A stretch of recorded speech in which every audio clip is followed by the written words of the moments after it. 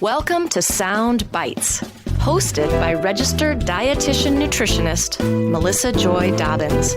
Let's delve into the science, the psychology, and the strategies behind good food and nutrition.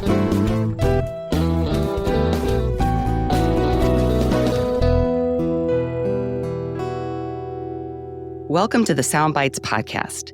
Today's episode is about clearing up the confusion about cholesterol research and recommendations, the history of cholesterol research, as well as what consumer insights are showing about how and why people are still confused about cholesterol recommendations, and what we need to know about cholesterol, eggs, heart health, and more.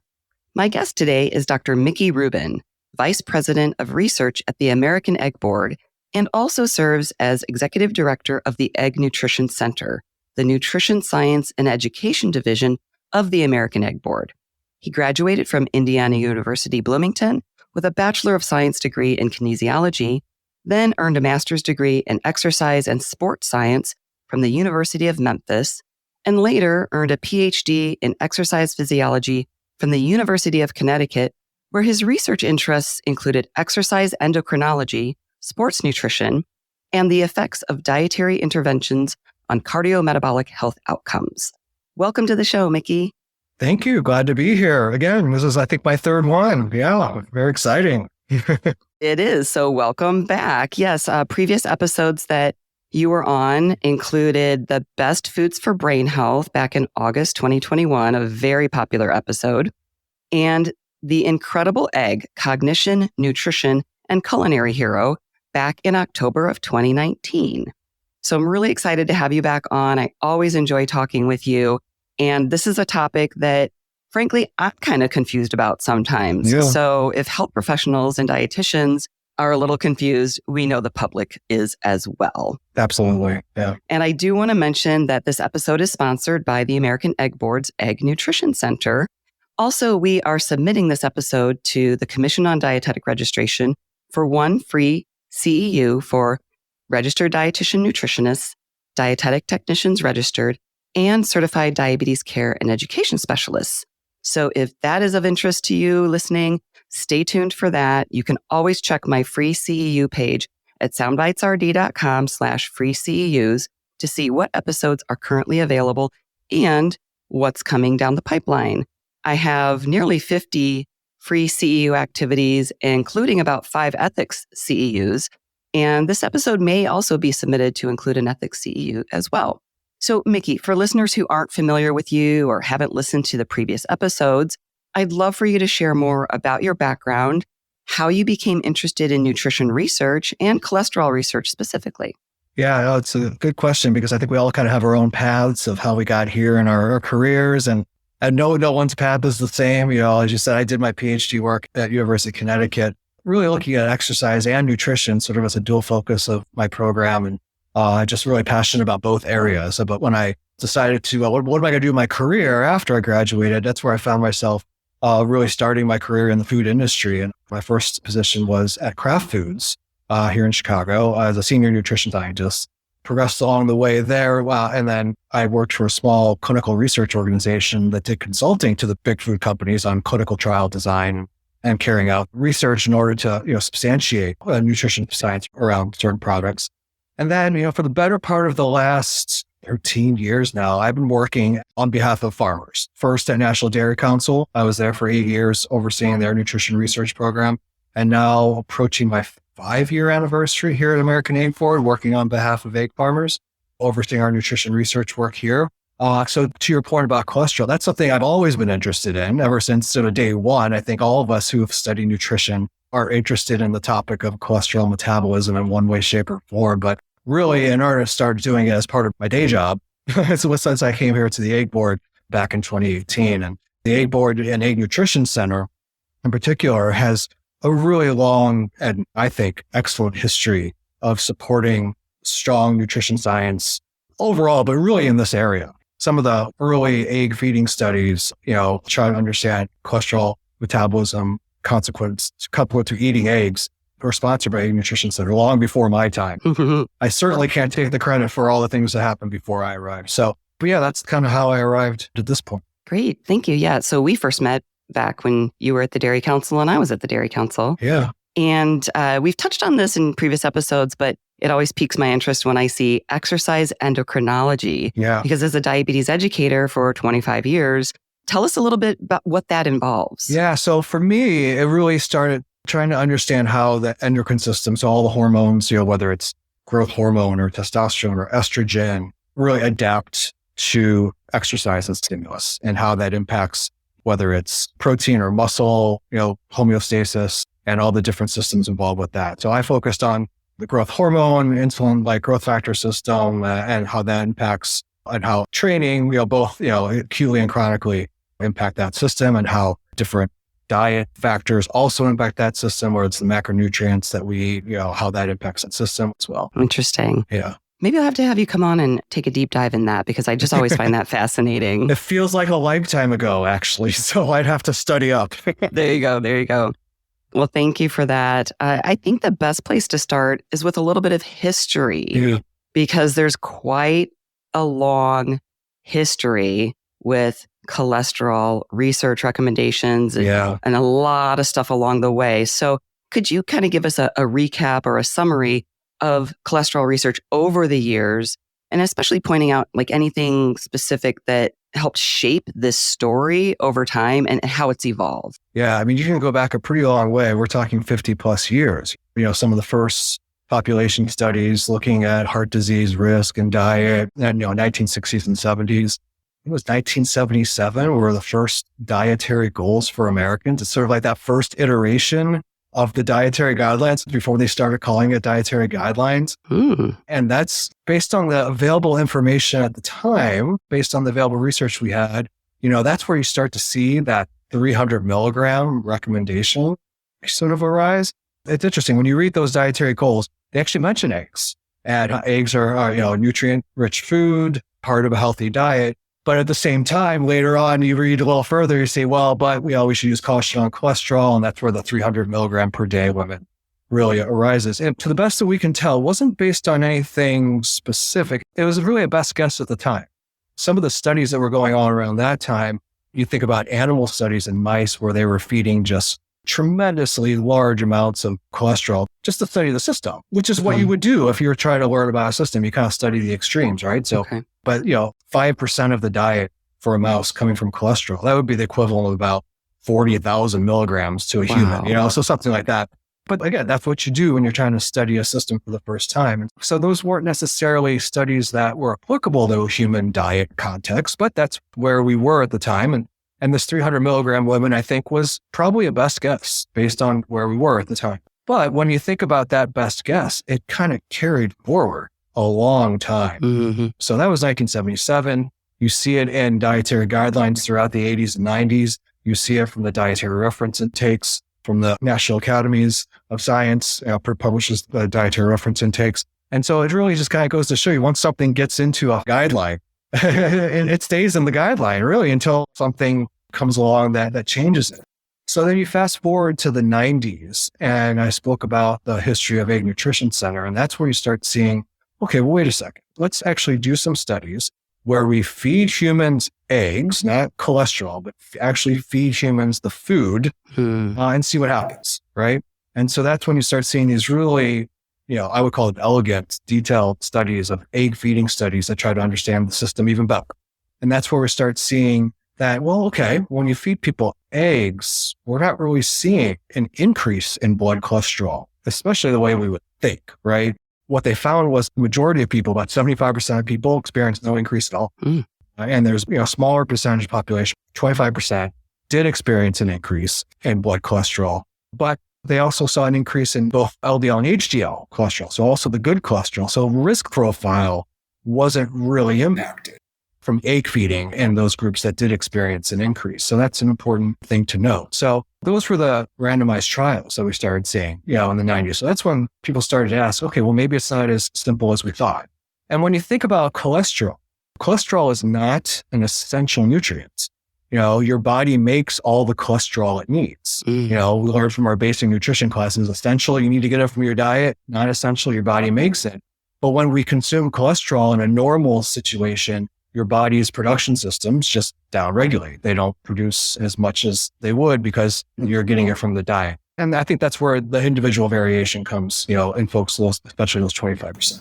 So that's where we started to learn in the 90s. But then I would say in 1999, in my view, when I look back at the history of the research, 1999, I thought was a landmark study. And this was a paper that was published in the Journal of the American Medical Association.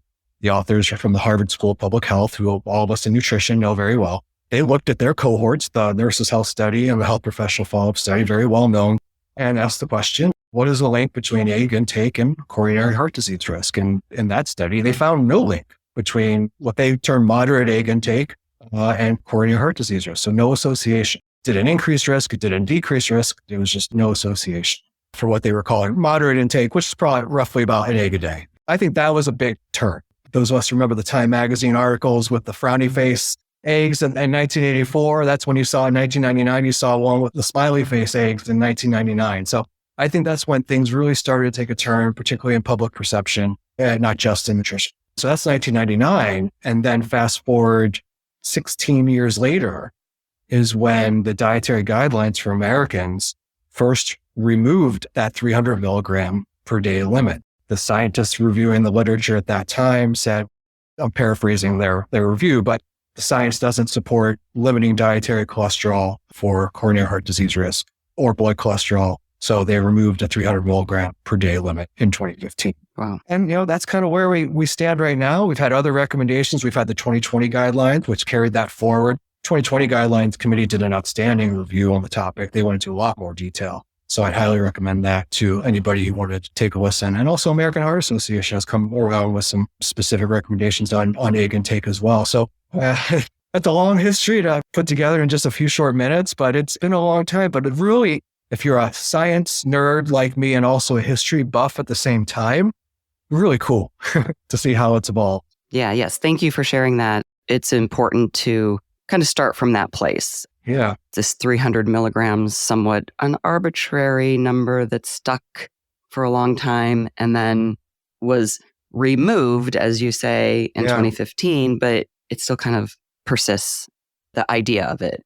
Absolutely. Before we got on, I looked at some of the numbers. Back in the 70s, people were consuming about 600 milligrams of cholesterol a day. Diets were very different back then. Okay. But the latest data I saw, looking at our NHANES database, showed that average adult consumption of cholesterol right now is somewhere just below 300, somewhere in the 290s. Okay. Diets evolve, change over time. What we need to focus on also change over time. And as we're discussing this topic, we're discussing nutrition research in general as well. So I'm always interested in hearing any clarifications or takeaways that you can share along the way that might help us understand nutrition and cholesterol research better, and also apply these learnings in our own lives and or communicate them to our patients or the public. So if there's anything that jumps out right now, but as we continue our conversation, kind of thinking of the nutrition research in general, I always learn a lot from you about that. Yeah, no, I think there's so many things on this topic. Let's just take that 99 Harvard study as an example again. Well, that was 1999. Just recently in 2020, they published an update. So they've still been following the same people, the same cohort, the same Nurses' Health Study and Health Professionals Follow-up Study. 2020, they said, okay, let's go back and take a look. How are these people doing? They found the same exact thing. The take-home message I hear from me is that, especially in these population studies, I really like to see, and I think the data are so much stronger when we see that longitudinal relationship. We see, let's follow these people over time instead of just this one snapshot. Sometimes there's those studies out there that, hey, just let's do a diet record and then we'll see where they are in 20 years. But the really nice thing about particularly these Harvard cohorts is, how they follow these folks over time and they have multiple touch points. That's an example of nutrition research just getting so much better than it was 50 years ago, right? Just we have better methods. We know more. We apply those methods better. I think that's just really a testament to the field. Right. And replicating the studies and the results. Yep. As we're talking too, feel free to kind of remind us, are we talking about an observational study? Are we talking about a randomized control trial? Because we always like to point out those are different. Those are different, yeah. And both controversial in their way. I think, you hear people say, oh, randomized controlled trials, gold standard. If it's not a randomized controlled trial, then I don't want to see it. Mm-hmm. And other folks are saying, hey, all we need is observational studies. Well, that tells us all we need to know. Mm. For me, I'm always sort of the middle ground person. I like to see both. Right. I think the observational studies tell us a lot. I think when we see randomized controlled trials on the same topic, that fills in the picture a little bit. And then when you start to see those randomized trials and those observational studies going in the same direction and telling the same story, well, then now I'm starting to feel really good about what we're seeing, right? Right. So to me, there's not a side to take there. I think the answer is yes. More research is good.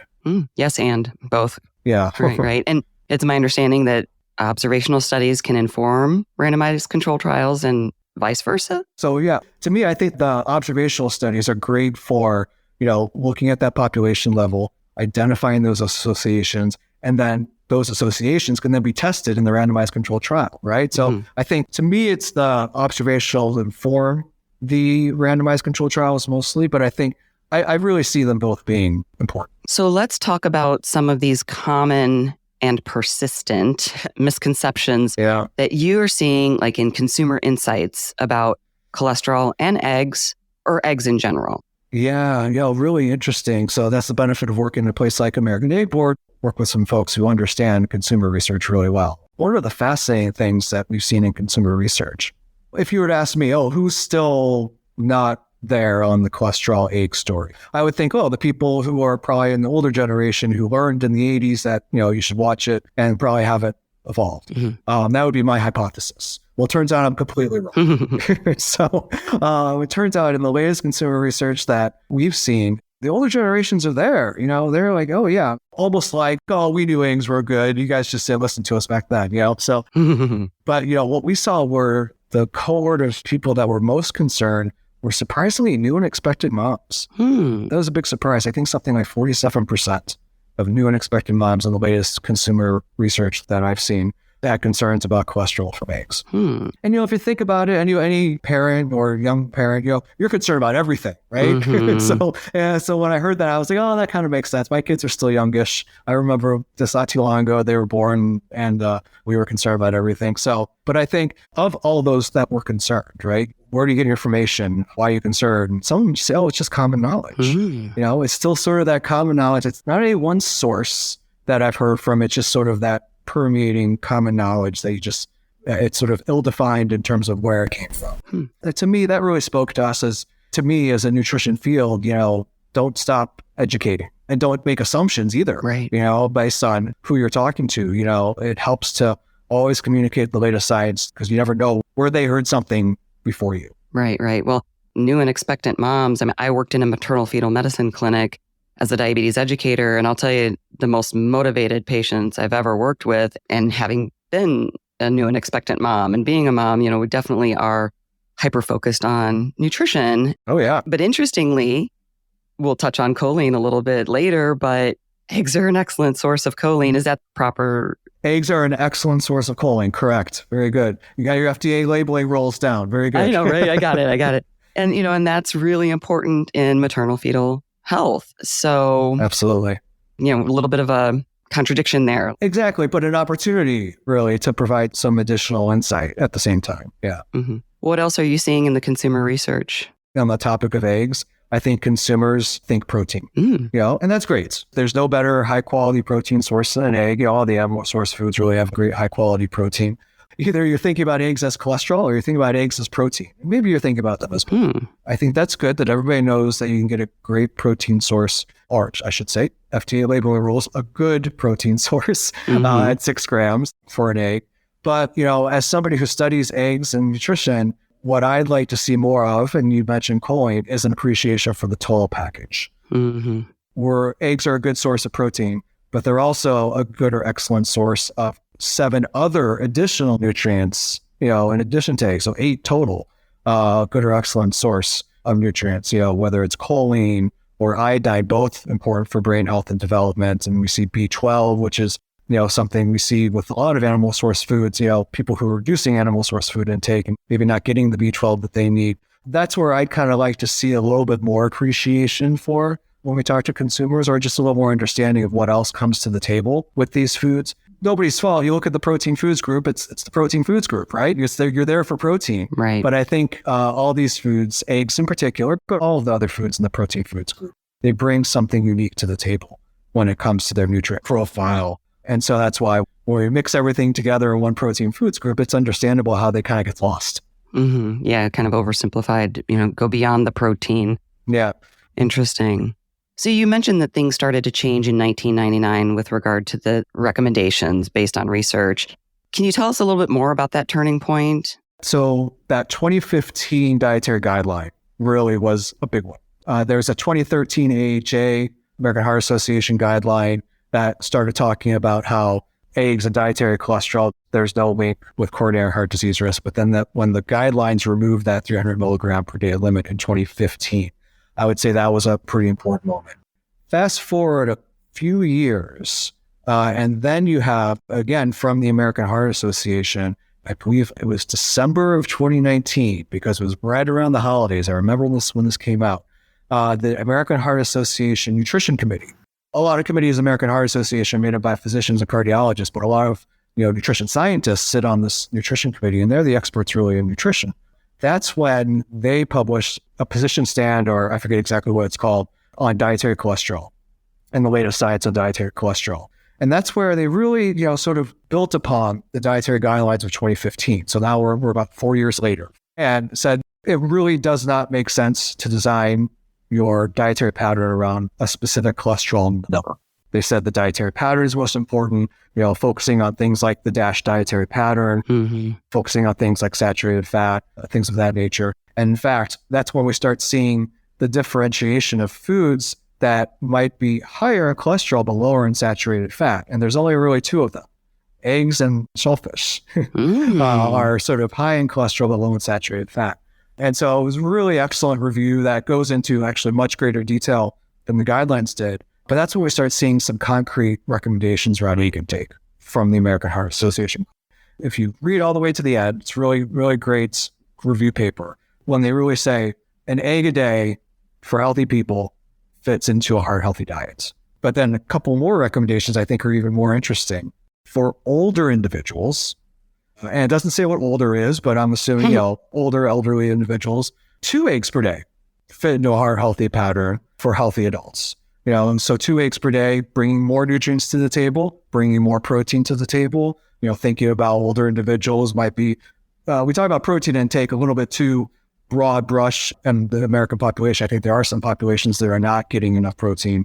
And so when you think about older individuals, eggs are a way for them to get adequate sources of protein. So that's where, for healthy individuals, 2 eggs per day. And then a third recommendation is for vegetarians. They say vegetarians could also incorporate more eggs, not giving an exact number, but they say more eggs into their diets, because if they're not consuming protein from other animal sources. When you see those recommendations from American Heart Association Nutrition Committee on how to incorporate eggs in a heart-healthy diet, that I think was really interesting to see. That sort of culminated in, all the stuff we'd seen up until that point.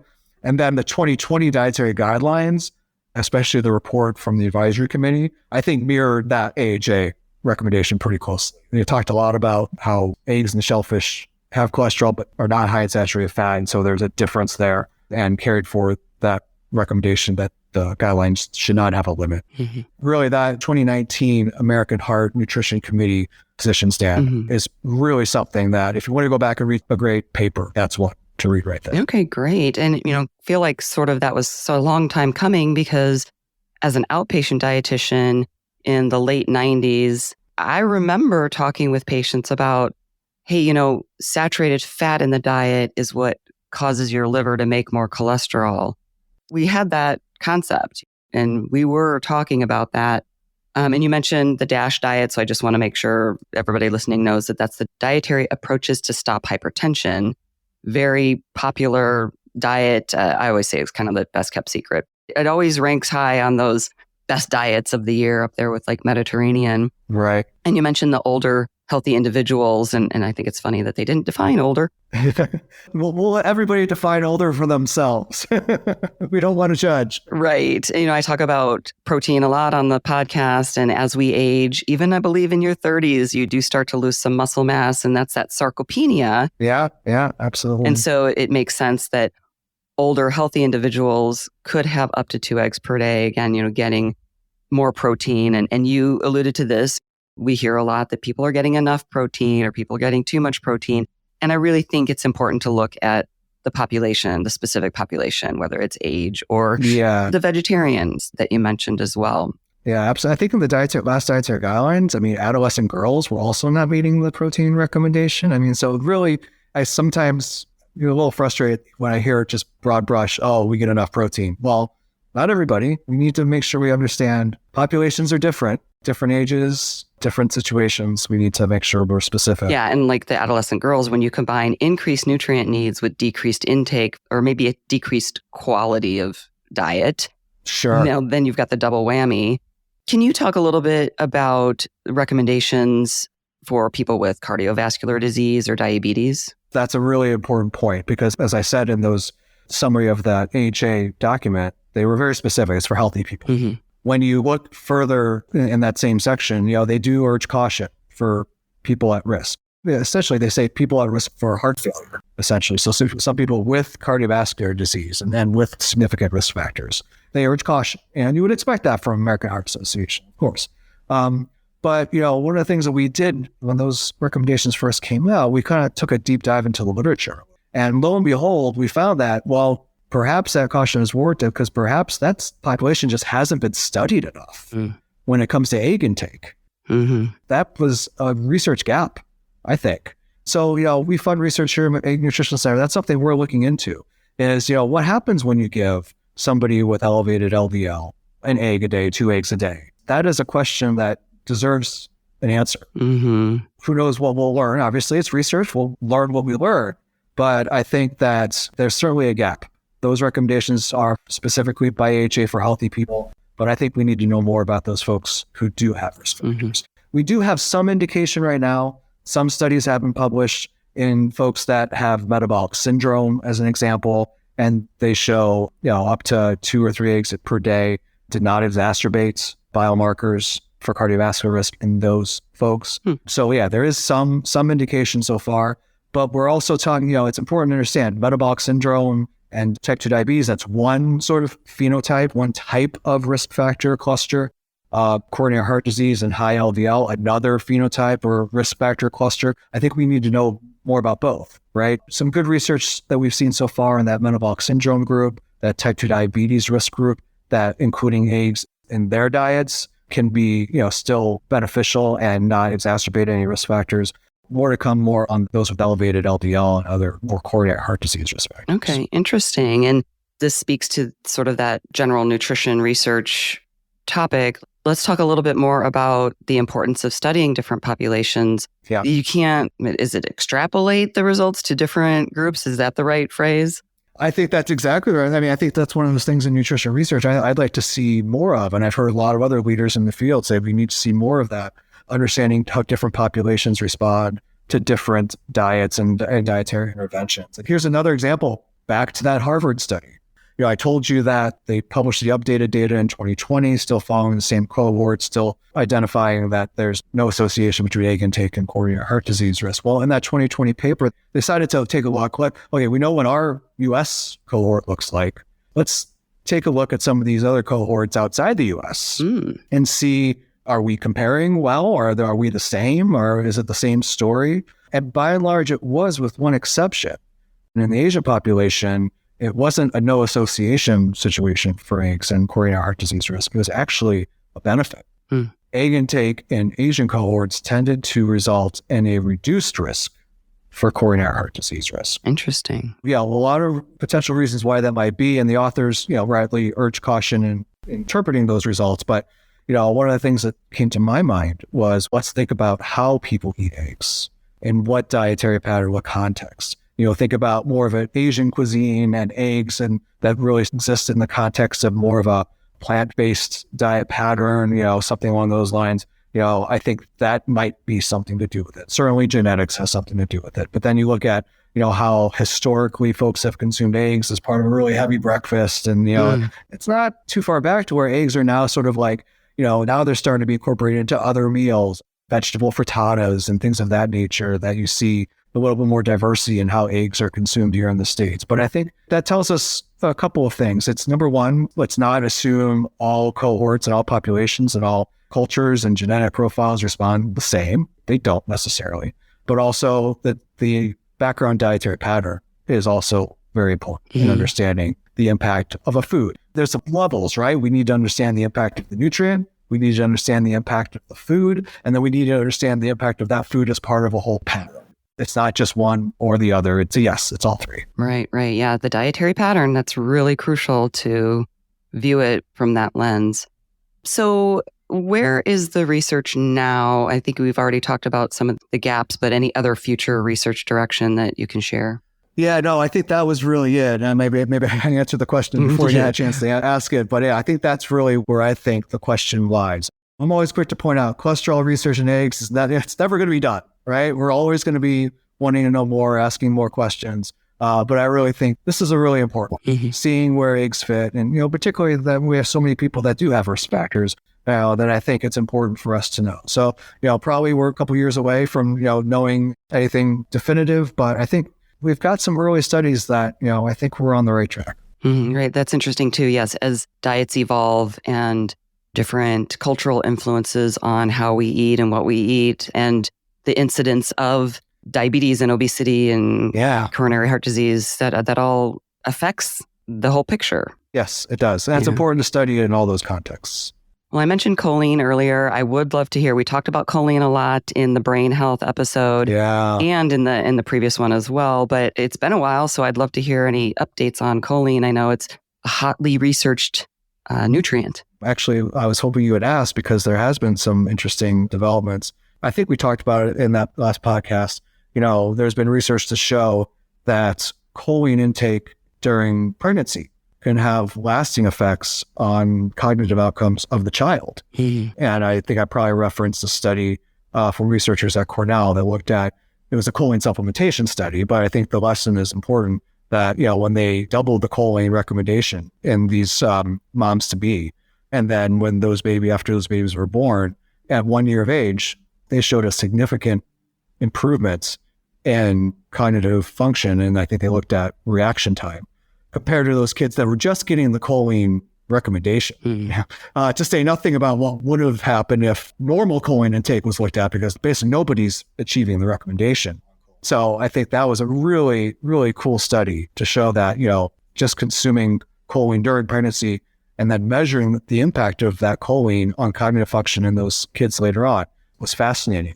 Well, earlier last year now that we're in 23, earlier in 2022, those same researchers, they're following those kids still. And now those kids are 7 years old. And guess what? They're still measuring the benefits in the 7-year-olds of the moms who got the higher amount of choline. So I think this is a really important area. Kudos to those researchers that's not easy to pull off, right? Now, you started when the moms were pregnant and now the kids are second, third grade or whatever. So to keep going and following those kids, it's a challenge just from a research perspective, but what an amazing finding. They keep that study going and to learn that. To me, that is so, so important. And you look back to the guidelines, the 2020 dietary guidelines, which were wonderful guidelines. If you've read them, that's where you start seeing a lot of discussion now about choline. You see the entire section in the maternal health section about choline intake and the importance of choline for neurocognitive development, eggs as an easy way to achieve that choline recommendation. But we also saw, as part of their scientific review of what we're already eating, nobody is meeting the recommendation. Nobody. What is the recommendation? So it's about 425 milligrams for women and then 550 milligrams a day for men. It goes up during pregnancy though. So from 425 to 450 during pregnancy, and then actually all the way up to 550 during lactation. The Dietary Guidelines Advisory Committee in 2020 identified choline as a nutrient that poses special challenges because hardly any Americans are consuming enough. and it's not found in many foods. The highest numbers I've seen are in beef liver, which obviously is not a commonly consumed food. Fish, chicken, and soybeans have some too. I think I've seen some, as far as fish goes, highest I've seen is in salmon. But I would say in terms of commonly consumed foods, foods that you would find in your fridge right now that you might consume every day or on most days, eggs are probably at the top of that list. Mm-hmm. There's some in milk, there's some in other vegetables, but really the excellent source you're going to see in eggs. Right. Yeah. And we talked about that in depth in the brain health segment. And how much does an egg provide? So an egg has 150 milligrams. So that's an excellent source. It's 25% of the recommended amount. So if you think about that, one egg is 25%, and 2 eggs, you're halfway to where you need to be in a day. Excellent. And that's why it's an excellent source. Anything 20% or above. The 20% or above, exactly. Well, I'd also like to touch on sustainability briefly. Yeah. I'm always interested in this topic. And, eggs come from chickens and those come from farms. So we've got egg farmers. So what is the egg industry doing in the realm of sustainability that you can share with us briefly? Yeah, no, I think that's a really important question at every industry, but it's obviously important one in agriculture as well. We see a lot of different commodities working on their sustainability work and research and environmental footprint. Egg industry is no different. Eggs in general, let's just put it this way. Eggs in general, when we look at other foods, the World Resources Institute, which is an NGO that focuses on environmental and sustainability issues, they have a protein scorecard. And when you look at the World Resources Institute protein scorecard, you see that eggs are listed as a low GHG, low greenhouse gas emitting protein. Really, the only other animal source food that's listed as low is seafood. So eggs already have a pretty good environmental footprint overall, generally. But I don't think that's a reason for our industry to rest. Right. The work we're doing at American Egg Board, or underneath my research umbrella, is sustainability and understanding the environmental footprint aspects of egg production and where we can contribute to sustainability advancement. We are in the process of completing a life cycle assessment on U.S. egg production. First time that's been done in about 10 years. I call that sort of a new baseline. It's where we are, and it'll show us what we're doing well, where we need to improve, where we need more research, where we can, help our producers, help them make choices that are good for the overall sustainability story and environmental footprint for egg production. So that's what we're focusing on right now. I think eggs have a really great story to tell already, but we can't just rest on that. We need to keep going, keep working, and really understand where we can have the biggest impact. Great. You mentioned life cycle assessment, or LCA. Yeah. For people who are not familiar with that term, can you just kind of give a brief description? So life cycle assessment, I refer to it just like I refer to any other scientific study. You're basically evaluating all of the factors that go into producing a particular product. In this case, eggs. So you have to evaluate, all the inputs, all the things you do to raise a hen and take care of a hen and feed a hen, all the things that go into operating a farm and all the energy used to operate a farm. All of these things fall under inputs that have their resources utilized, right? So what you do in a life cycle assessment is you add all those up, and then you see, okay, where are we utilizing the most resources? Where do we have, places in which we can improve? Where are we doing really well? So it's really an opportunity to really just, evaluate the entire system and understand where the most impact could be. It's very comprehensive. Yeah. Thank you for sharing that. It's something that I've talked about with other food products. Yeah. But I know this term isn't familiar to some people. Right. And just one more quick question, because we're seeing a lot in the news lately about the increasing price of eggs. And I'll say all food at the grocery store, we're seeing an increase. But if you could speak to why we're seeing an increase in egg prices right now, that would be great. Yeah, of course. It's hard not to notice that with all the attention in the news, or even just noticing at the grocery store, of course. Obviously affordable food and affordable nutrition matters to everyone. And when you look at eggs, they're still one of the most affordable, highest quality proteins available, even at these higher prices. There's great nutritional balance, all around nutrients, all the things we've already talked about, beyond the protein. So as for what we're seeing in terms of higher costs, the short answer is that it's a result of actually many different factors, most of which are out of the control of the egg farmer, unfortunately. So like about everything else, eggs are impacted by inflation and supply chain challenges, as we've seen across the board. But it's important to know that farmers, they can't really set the price of their eggs. Like other commodities, agricultural products, now wheat, eggs, they're sold as commodities and the wholesale price is set by the markets. And the market is impacted by things like supply and demand and all the other things that go into, what are called input costs, fuel, feed, packaging, labor, all those things. All these things that farmers need to produce the eggs, those things have gone up in price as well. So on top of all that, another thing that's, they had the news, a lot the last year is avian influenza, which has impacted farms in various locations across the country, as we've all heard. So the good news on that is that the farms that have been impacted by avian influenza have been able to quickly recover.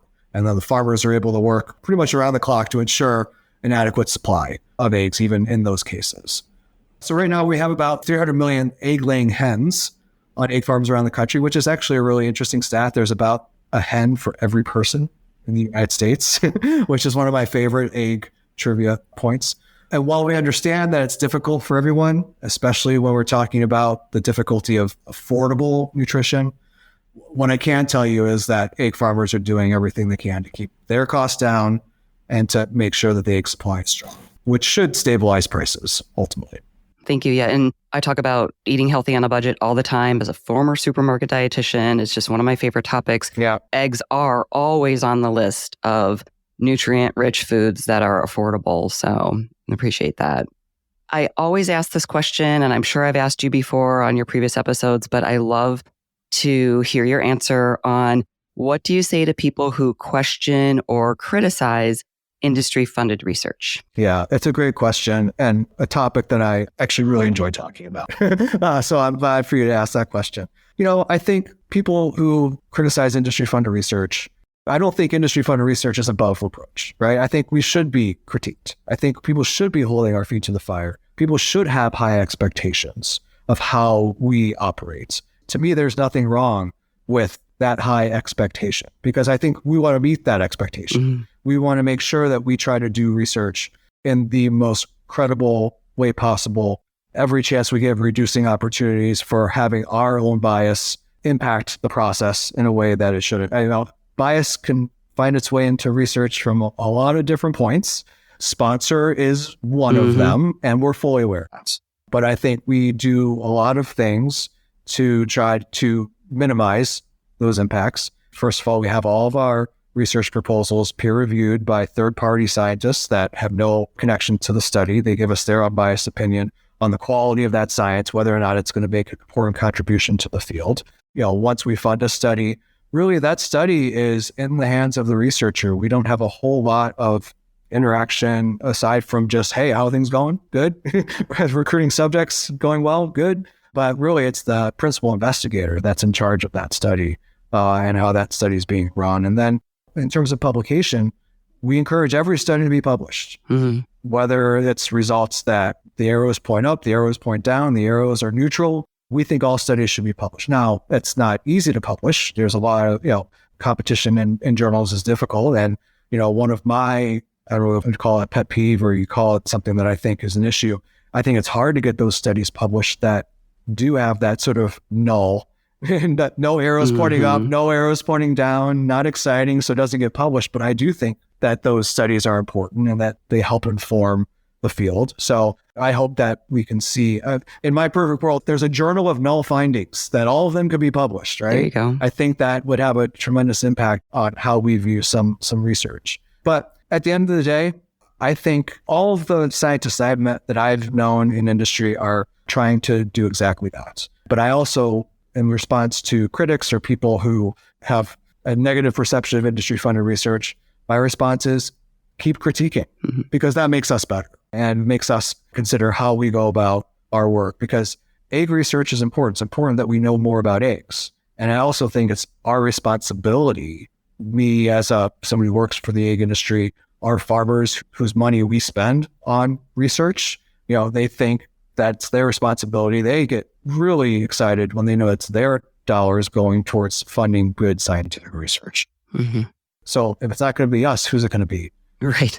Yeah. Well, I'm glad you brought up the published aspect because I was going to ask about that. And I know that that's something that I hear a lot of chatter about in the field and the challenges of getting all research published. You know, we think, oh, only the good things are getting published, or, you know, maybe they're negative and it's exciting, but the stuff that is sort of neutral, and I agree with you, it all adds to the body of research. And I like your idea about the Journal of Null Findings. The Journal of Null Findings. Maybe that'll be my next career, the Journal of Null Findings. Well, you would think with the internet or something, there could be something like a database or something. And I guess they would still need to be peer reviewed and everything. I'm sure it's much more complex than I'm making it sound. But I think there's enough people who see the value in that. And hopefully that's a challenge that we can overcome at some point. I hope so too. Great. Well, as we're wrapping up, is there anything else we need to know about cholesterol, choline, eggs, or any key takeaways? Especially for healthcare professionals and registered dietitians, but also the public, maybe, you know, to address some of these common misconceptions that we discussed? A couple of things. You said we started at the very beginning, like, this is hard. It's confusing. I get it. It's confusing to me. And I've been doing, I do this for my job. So I think what I would recommend is, as nutrition professionals, let's approach this with sort of understanding that this is really confusing. And we also should approach it from the perspective of, research tells us one thing one decade and tells us something else the other, a few decades later. And that's a good thing. That's an example of the system working. That's an example of us learning more as we go along. And we get smarter, we have better methods, we learn things and apply them to the next study. Those are all good things. So I think it's okay to be confused because, sometimes the field is confused. And I think if we show a little empathy to those who might be a little like, oh, I just don't get this, that's okay. Because there's been a lot of days where I look at the science and I'm like, I don't get this either. So I think we kind of all just need to give each other a break and just try to keep learning. Mm-hmm. That would be my take-home message. I think that the cholesterol story is possibly the best example of that. And not just the history of nutrition science, but just in the history of science. How that's evolved. Mm-hmm. Nobody at any given point along that continuum was ever wrong. It just, we learned something today that we didn't know yesterday, and we applied it to the next thing. I love that. If I can leave you with anything, that's where we are. It was the best of what we knew at the time, and now we just know more. We know more. In the vein of, especially the healthcare professionals kind of tackling these misconceptions, I do media trainings and speaker trainings about how to effectively communicate nutrition science and nutrition news to the public. And a lot of it is what you just explained, although I don't use those words, but I'm going to borrow them if you don't mind. One study isn't the be all end all. Yeah. And the difference between correlation versus causation and things like that, just to kind of help the public realize, it's not black and white. It's not a definitive point in time.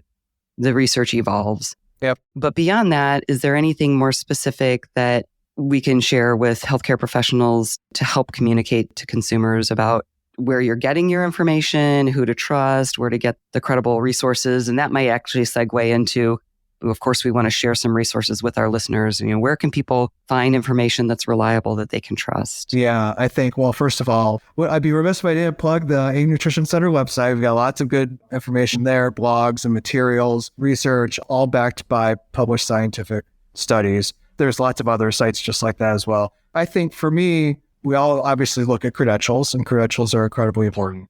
But I think you also, listen to the messages.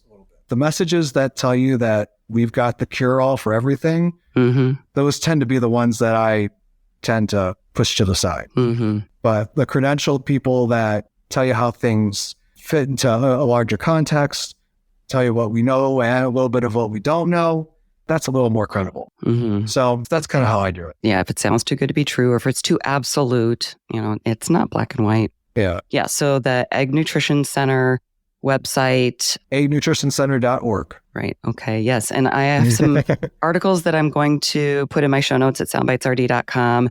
There's a summary of the recent update on eggs and heart health, and that's at theincredibleegg.org. And I'll have the direct link in my show notes. There's also an article that was recently updated and outlines the current guidance that we've talked about. Yep. You guys are on Instagram, Facebook, Twitter, LinkedIn. And you're on LinkedIn and Twitter as well. What's your Twitter handle? I'm at Mickey Rubin. Very good. And yeah, I encourage people to connect with you on Twitter, LinkedIn, and check out the Facebook and Instagram as well. And I'll also link to the previous episodes that you were on and anything sort of related that we've covered in this episode, any related episodes that I have, I'll link to those as well. Great. Well, thank you so much for coming on the show again and sharing these updates and this information. I really appreciate it. My pleasure. I'm already looking forward to my next one. This is always great to talk to you. Excellent. Excellent. For everybody listening, as always, enjoy your food with health in mind. Till next time. For more information, visit soundbitesrd.com. Music by Dave Burke, produced by Jag in Detroit Podcasts.